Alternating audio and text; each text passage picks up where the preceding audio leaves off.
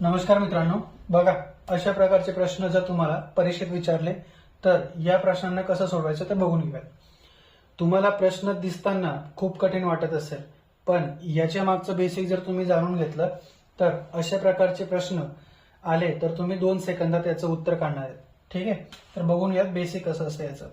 तर आतापर्यंत तुम्हाला मित्रांनो कसे प्रश्न विचारले जायचे, जसं x अधिक 1/x बरोबर 5 दिला जायचा आणि तुम्हाला विचारलं जायचं x चा वर्ग अधिक 1/x चा वर्ग बरोबर किती. तर अशा प्रश्नांना आपण कसं सोडवायचो, इथं वर्ग विचारला तर आपण काय करायचो, 5 चा वर्ग करायचो. 5 चा वर्ग आणि त्याच्यामधून 2 हे वजा करून टाकायचो. 5 चा वर्ग किती, 25. 25 मधून 2 गेले तर उत्तर येणार तुमचं 23.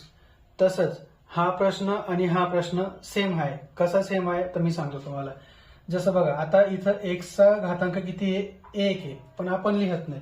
तर मग आता बघा इथं 1 ची दुप्पट होते की नाही, म्हणजे घातांकाची दुप्पट होते. तसंच या प्रश्नामध्ये पण बघा मित्रांनो, इथं 124 दिलाय आणि इथं 248 दिलाय.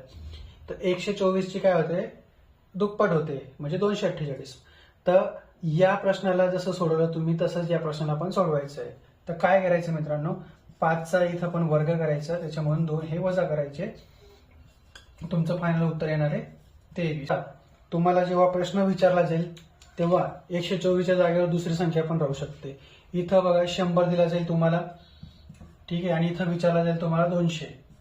ठीक आहे, तर त्यावेळेस पण हीच अप्रोच तुम्हाला यूज करायची, म्हणजे इथं पण 100 असेल आणि इथं तुम्हाला 200 विचारला जाईल. तर यावेळेस पण तुम्हाला असं सोडवायचं आहे. धन्यवाद.